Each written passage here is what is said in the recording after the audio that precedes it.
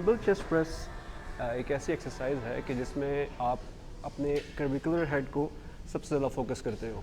तो ये कर्विकुलर हेड जो है ये नॉर्मली लोगों का लैक हो रह जाता है, क्योंकि आपके जो बाकी जो प्रेसिंग एक्सरसाइज है जैसे कि चेस्ट प्रेस, और उसमें आप अपने लोअर और मिडिल पोर्शन तो टारगेट कर सकते हो इजीली, लेकिन जो आपका जो अपर पैक है वो यूजुअली लैग कर जाते हो उसमें। और आप लोगों की तरह मेरे साथ भी ऐसा ही इशू हमेशा से रहा है, लेकिन पिछले कुछ अरसे से मैंने अपने इस अपर जो कर्विकुलर हेड है इसको मैंने ज़्यादा फोकस किया है, और उसकी वजह से मैं अपना ये अपर जो चेस्ट का एरिया है इसको मैं इमेंसली ग्रो कर पाया हूँ उन टेक्निक्स को यूज़ करते हुए जो कि मैं अभी आपके सामने प्रेजेंट करने जा रहा हूँ। तो सबसे पहली चीज़ है आपका बेंच एंगल, कि आपको अपना बेंच एंगल किस तरह का रखना है। तो आप ये देख सकते हो कि जो बेंच है इसको यूटिलिटी बेंच कहते हैं, ठीक है। तो ये जो यूटिलिटी बेंच है इसके डिफरेंट नॉचेस होते हैं जिसको यूज़ करते हुए आप इसको बेंच को लेवल कर सकते हो। तो इसमें जो रिसर्च ये प्रूव करती है कि आप जितना लोअर अपना एंगल रखोगे उतने ही ज़्यादा आपकी अपर चेस्ट टारगेट होगी। तो that angle could be 15 degrees, it could be 30 degrees, it could be 60 degrees. तो जो रिसर्च ये प्रूव करती है कि जो 30 डिग्री जो आपका एंगल है that is the best angle to target your upper chest. लेकिन मैं आपको सजेस्ट ये करूँगा कि आप हर एंगल को ट्राई करो, 30 डिग्री एंगल को भी ट्राई करो, 45 डिग्री एंगल को भी ट्राई करो, 60 डिग्री एंगल को भी ट्राई करो। उसकी वजह ये है कि इंसान की जो बॉडी है वो उसकी एनाटमी डिफरेंट होती है। तो ज़रूरी नहीं है कि जो आप जिस एंगल पे अपर चेस्ट की एक्सरसाइज लगा रहे हो और आपको जो फीलिंग आ रही है वो मुझे भी आए। तो ये सब हर बंदा वेरी करेगा, डिफ़र करेगा। 30 डिग्री बेंच एंगल हम इसलिए कहते हैं क्योंकि जो हमारे जो अपर फाइबर है चेस्ट का, ये जो फाइबर है आपके चेस्ट के, ये 45 डिग्री के एंगल में चल रहे होते हैं। तो जब आप पुश करते हो 30 डिग्री के एंगल पे बेंच प्रेस करते हुए, तो ये बिलीव किया जाता है कि ज़्यादातर लोगों को अपना कर्विकुलर हेड ज़्यादा टारगेट करने में आसानी होगी। लेकिन अगर आप 45 डिग्री और 60 डिग्री पे जाओगे, बहुत से लोग हैं जो कि उन बेंच एंगल पे अपने कर्विकुलर हेड को ज़्यादा फील कर पाएंगे। तो there is no right answer, use different bench angles and see for yourself कि कौन सा बेंच एंगल आपके कर्विकुलर हेड को सबसे ज़्यादा हिट कर रहा है। तो दूसरी चीज़ है आपकी एल्बो पोजीशन। आप किस एल्बो पोजीशन क्या रखोगे इंक्लाइन चेस्ट प्रेस करते हुए जिसमें आपको सबसे ज़्यादा अपनी अपर चेस्ट फील होगी। तो टिपिकली जो ये एंगल है ये लोग वाइड एंगल में लगाते हैं, और ये अस्यूम किया जाता है कि ये सबसे ज़्यादा आपके अपर चेस्ट को टारगेट करेगी। जैसे मैं आपको ये करके बताता हूँ। मैं डंबल्स ग्रैब किए और ये आपकी पोजीशन है, और आप इस पोजीशन में लगा रहे हो। आपके जो अपने एल्बोज जो है वो अपने फ्लेयर किए हुए हैं, ठीक है, ठीक है। तो ये तरीका गलत नहीं है। अगर आप अपने जो एल्बो का एंगल है वो 45 डिग्री के एंगल पे रख के लगाओगे, तो चूंकि आपके जो चेस्ट के फाइबर्स हैं वो 45 डिग्री के एंगल पे ओरिएंट हो रहे हैं, तो आपको ज़्यादा फीलिंग आएगी अपनी एल्बो को 45 डिग्री के एंगल पे रखते हुए। फॉर एग्जाम्पल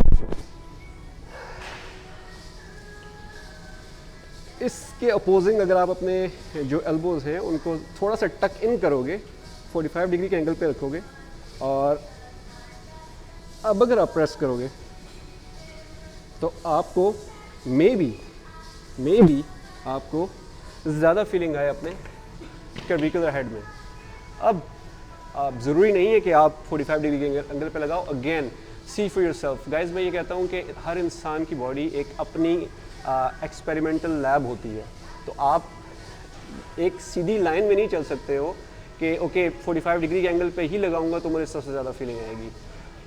इस पे मेरा आपको मशवरा ये है कि स्टार्ट फ्रॉम 45 डिग्रीज एंगल, और देखो कि क्या is it working for you, क्या आप ये देखो कि अगर आपके एल्बोज, आपके जॉइंट्स, आपकी चेस्ट फायर अप हो रही है, एल्बोज और जॉइंट्स में कोई पेन नहीं आ रहा, देन इट्स ओके। अगर लेट्स से कि आपको पेन हो रहा है, अगर आपको लगता है कि नहीं ये एल्बो की पोजीशन आपके लिए ठीक नहीं है, तो आप you can try somewhere between 60 and 45 degree, like ये पोजीशन हो सकती है, ठीक है। It's not talked in completely, it's not 60 degrees, it's somewhere in the middle. आप ये ट्राई कर सकते हो। Try this position. क्या इसमें आपको बेटर फीलिंग आ रही है? अगर नहीं तो you can try 60 degrees, try 60 degrees, ठीक है। तो इन शॉर्ट आप तीनों एंगल्स ट्राई करो एल्बोज के, और देखो कि वो पोजीशन आपके लिए सबसे अच्छी होगी कि जिसमें आपके एल्बोज, आपके जॉइंट्स, आपका शोल्डर, वो तीनों इसमें कोई पेन नहीं हो रहा है, प्लस आपकी जो अपर चेस्ट है वो फायर हो गई है, वो पंप हो गई है, उसमें ब्लड फ्लो ज़्यादा आ गया है और आपको ज़्यादा पंप, ये सब चीज़ें फील हो रही हैं। If everything is right, that means that is the best position for you. Point number 3, range of motion. Range of motion अक्सर लोगों की रिस्ट्रिक्ट हो जाती है इस एक्सरसाइज में, क्योंकि वो अपनी बैक को ओवर आर्च कर देते हैं। देखो जब आप फ्लैट बेंच लगा रहे होते हो ना, उस वक्त तो ये ठीक है, उस वक्त तो आप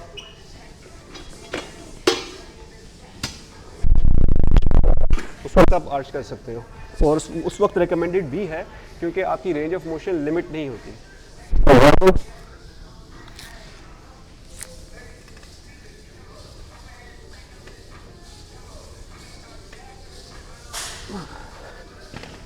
इसमें तो आप आर्च कर सकते हो, लेकिन जब आप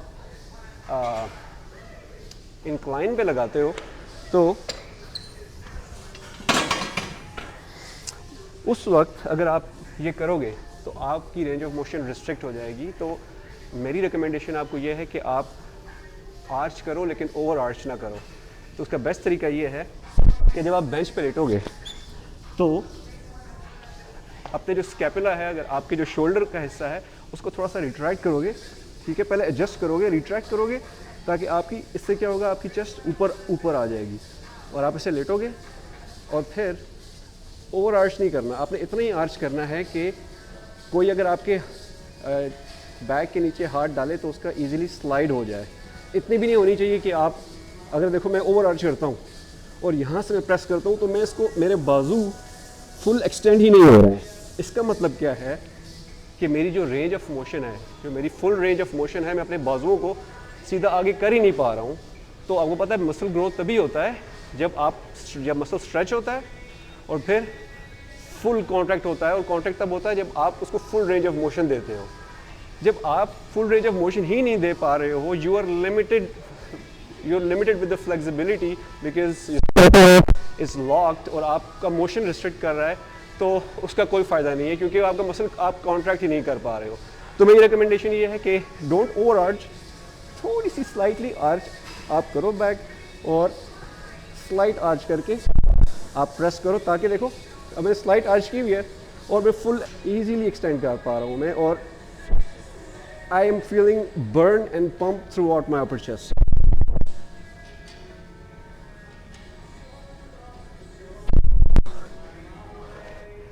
वो 20 पाउंड के डंबल मैंने पकड़े हुए हैं और सिर्फ इन लाइट वेट डंबल से भी मेरी चेस्ट फायर अप हो गई है। Guys, keep this trick in your mind and apply it on your next chest workout.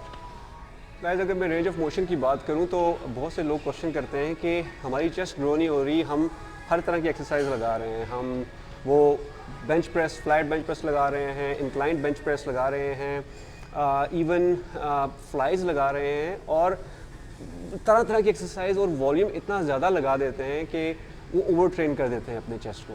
तो गाइज़, आपको ठीक है, चेस्ट एक बड़ा मसल है, आपको ज़्यादा एक्सरसाइज इसको देनी चाहिए, डिफरेंट तरह की वेरिएशन देनी चाहिए, लेकिन आपको ये इस बात का ख्याल रखना चाहिए कि आप उस मसल को, देखो एक बहुत अच्छे बॉडी बिल्डर ने ये बात कही थी, बहुत बड़ा बॉडी बिल्डर है, रॉनी का आपने नाम सुना होगा।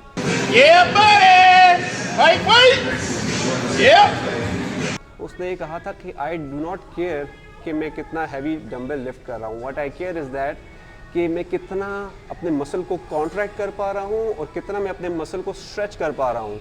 जो वेट मुझे ये दोनों काम करने में, फोकस करने में हेल्प करता है, वही मेरा वेट है और वही राइट वे है। तो मैं क्या कह रहा हूँ दो चीज़ें, दो कंपोनेंट्स बहुत ज़रूरी हैं चेस्ट या किसी भी मसल को ग्रो करने के लिए। Number 1 full stretch, number 2 full contract. मैं आपको ये करके बताता हूँ। ये आपके डंबल है, ठीक है। तो जैसे मैंने आपको बताया कि आपने फुल स्कैपुला पीछे किया, तो जब आप नीचे आओगे अपने डंबल्स को नीचे कितना नीचे लाना है कि आपको फुल स्ट्रेच मिले। कुछ लोग यहाँ तक लेके आते हैं और यहीं से ऊपर ऐसे कर रहे होते हैं, ठीक है। ये ठीक है, ये भी, इसमें भी आपके चेस्ट के ऊपर टेंशन आ रही है, लेकिन आपको फुल स्ट्रेच नहीं मिल रहा। What I want you to do is, जब आप नीचे लेटोगे इसको आपने इतना नीचे लेकर आना है डंबल्स को कि आपके जो डंबल की साइड्स हैं वो आपके आउटर शोल्डर को टच करें। जब आपके आउटर शोल्डर को टच करेंगी तो you will feel a burn, a good burn in your upper chest, और यहाँ से आप इसको पुश करोगे, नीचे आओगे, लेके आओ इतना कि आउटर शोल्डर के साथ टच किया, slow eccentric touch outer shoulders and guys, अगर आप ऐसे करोगे तो डेफिनेटली आप वेट तो ज़्यादा नहीं उठा पाओगे, लेकिन you will feel the difference in your chest, और आप अपनी चेस्ट को सबसे ज़्यादा ग्रो कर पाओगे। ये सबसे इफ़ेक्टिव टेक्निक है अपने चेस्ट के वर्कआउट को दूसरे लेवल पे ले जाने के लिए। एक और मिस्टेक जो लोग करते हैं कि वो अपने वर्कआउट के लिए आ रहे होते हैं और उनको पता नहीं होता कि मैंने लास्ट डे जब मैं चेस्ट वर्कआउट किया था तो उसमें मेरी रेपिटेशंस कितनी थी, उनको कुछ पता नहीं होता। वो आते हैं, कभी ज़्यादा वेट उठाया, कभी कम उठाया, और प्रोग्रेस और वर्कआउट कर रहे होते हैं, और उनको ये नहीं पता होता कि मैं जो रेंज ऑफ मोशन में कर रहा हूँ वो मैं फुल कर रहा हूँ या मैं नहीं कर रहा। और उनकी जो रेंज ऑफ मोशन होती है वो नॉन स्टैंडर्ड होती है। इन शॉर्ट मैं क्या बात कर रहा हूँ कि जब आप लगा रहे हो अपनी चेस्ट की एक्सरसाइज इंक्लाइन प्रेस, तो आप कुछ non standard range of motion है आपकी। कभी आप ऊपर लेके जा रहे हो, कुछ रेप्स आपने फुल रेंज ऑफ मोशन दिया, कुछ को हाफ दिया जैसे ही आप फटीग होने लगे, और फिर जब बहुत फटीग होने लगे तो आपने और शॉर्ट कर दिया। आप ऐसे कर रहे हो। तो ना सिर्फ ये तरीका आपके वर्कआउट के लिए नॉन इफेक्टिव है, बल्कि आप अपनी प्रोग्रेस को ट्रैक नहीं कर पाओगे इस तरीके से। तो टिपिकली यही होता है ना कि आप एक जर्नल लेके आते हो, उसमें लिखते हो हाँ मैंने चेस्ट का वर्कआउट किया, पहला सेट लगाया इतने रेपिटेशंस किए, दूसरा सेट लगाया इतने रेपिटेशन किए, एट्सेट्रा। अगर आप ऐसी range of motion non standard रखोगे तो आप कभी भी ये ट्रैक नहीं कर पाओगे ओके मैं लास्ट एक्सरसाइज में इतने रेप्स लगाए थे, क्योंकि जब आपके रेप्स पूरे आपने किए ही नहीं है तो कैसे आपको पता चलेगा कि आपने अगली दफ़ा आके इन रेपिटेशंस को बीट करना है। तो डोंट डू दैट। अच्छा, एक मिस्टेक जो अक्सर मैं देखता हूँ कि जो लोग जिम में करते हैं वो ये कि जब आप एक्सरसाइज लगाते हो तो आपकी हिप्स बेंच से ऊपर जा रही होती है। आप एक्सरसाइज लगाते हो और आपकी हिप्स ये जा रही हैं, हिप्स ऊपर उठ रही है, और उस वक्त उठती है जब आप इसको किक करते हो उस वक्त, ठीक है। तो ये इतना ख़तरनाक है कि जो आपकी लोअर बैक है इसमें हर्ट हो सकती है। जब आपने छोटे या लाइटर वेट उठाएं उस वक्त तो इशू नहीं है, लेकिन जैसे जैसे आप प्रोग्रेस करते हो, हैवी वेट उठाने लग जाते हो, तो आप उस वेट को जस्ट पुश करने के लिए, ईगो लिफ्टिंग करने के लिए आप अपनी बैक का इस्तेमाल करते हो और अपनी बैक उठा देते हो। बेंच प्रेस चाहे वो फ्लैट हो या चाहे वो इंक्लाइन हो, उसका रूल ये है कि आपने 3 पॉइंट ऑफ कांटेक्ट को मेंटेन रखना है। पॉइंट नंबर 1, आपके जो फीट हैं वो फर्मली ग्राउंड में गड़े होने चाहिए, बिल्कुल एक फाउंडेशन की तरह, ठीक है। आपकी जो लोअर बैक है वो बैक बिल्कुल बेंच के साथ लगी होनी चाहिए, ये टच होनी चाहिए, ठीक है। और जो आपकी अपर बैक है वो आपकी बेंच के साथ बिल्कुल लगी होनी चाहिए। तो ये 3 point of contact through out the movement आपके ये मेंटेन होने चाहिए, ठीक है। इसके अलावा अगर आप एक भी या अपने पाँव को उठाते हो या अपनी बैक को उठाते हो तो इंस्टेबिलिटी होगी आपकी मूवमेंट में और आपको इंजरी हो सकती है। इसी पॉइंट से रिलेटेड एक और पॉइंट ये है कि लेग ड्राइव। गाइस ये लेग ड्राइव इतना इंपॉर्टेंट है कि आपको ये हैवी से हैवी लोड उठाने में आपकी हेल्प कर सकता है विद गुड फॉर्म। और बहुत से लोग जो हैं वो अपनी लेग ड्राइव मेंटेन कोई का यूज़ नहीं करना आता उनको, लेकिन इसकी वजह से वो अपने वर्कआउट्स में चीटिंग करने लगते हैं, ओवर आर्चिंग करने लगते हैं और बहुत से ऐसी मूवमेंट करने लग जाते हैं कि जिसकी वजह से वो उनसे बार बैलेंस नहीं होता है, डंबल बैलेंस नहीं होता है और वो अपना शोल्डर हर्ट कर देते हैं। तो हमेशा आप याद रखें कि जब भी आप अपने वेट्स को पुश करें तो आप अपने जो आपके पाँव हैं, आपके पाँव जब आप उसको पुश करने लगे तो आप अपने लेग ड्राइव का यूज़ करें। जैसे आप ऐसे इमेजिन करें कि आपने पाँव, जैसे आप लेग प्रेस करते हैं ना, लेग प्रेस में आप क्या करते हैं कि आप अपने पाँव से दूर कर रहे होते हैं पैड को, तो आपने यही इमेजिन करना है कि अपने पाँव से आपने फ्लोर को पुश करना है और ये आपकी हेल्प करेगा हैवी से हैवी मूवमेंट और हैवी से हैवी डंबल को पुश करने के लिए और हाइपरट्रॉफी क्रिएट करने के लिए।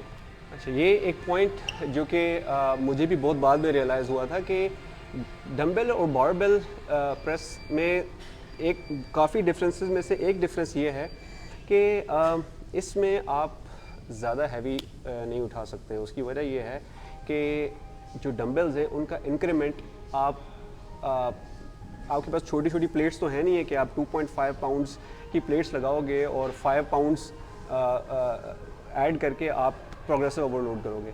जो डंबल्स हैं वो इस इंक्रीमेंट में नहीं आते। आपने नोट किया होगा कि 30 पाउंड्स के बाद जो नेक्स्ट डंबल है 35 पाउंड्स, फिर 40 पाउंड्स, फिर 45 पाउंड्स, ठीक है। और दोनों जब और इनमें 5-5 का डिफरेंस है, तो आपकी जो रेप रेंज है वो आपने अगर आप 6 to 8 रेप रेंज रखोगे या उससे कम रेप रेंज रखोगे तो इसमें आप अपनी फुल हाइपरट्रॉफी, फुल कॉन्ट्रैक्शन और फुल स्ट्रेच नहीं दे पाओगे। तो आपको करना ये है कि आपने मैक्सिमम 8 to 10 to 12 रेपिटेशन रखने हैं इस एक्सरसाइज के लिए, क्योंकि आप उस तरह से छोटे इंटरवल्स में इंक्रीमेंट नहीं कर पाओगे। You will have to do a bigger increment because of the way the dumbbells come in the gym, जितने वेट से वो आते हैं, तो उस हिसाब से आपको अपनी रेप रेंजेस रखनी पड़ेगी to be more effective and to create more tension and contraction and stretch.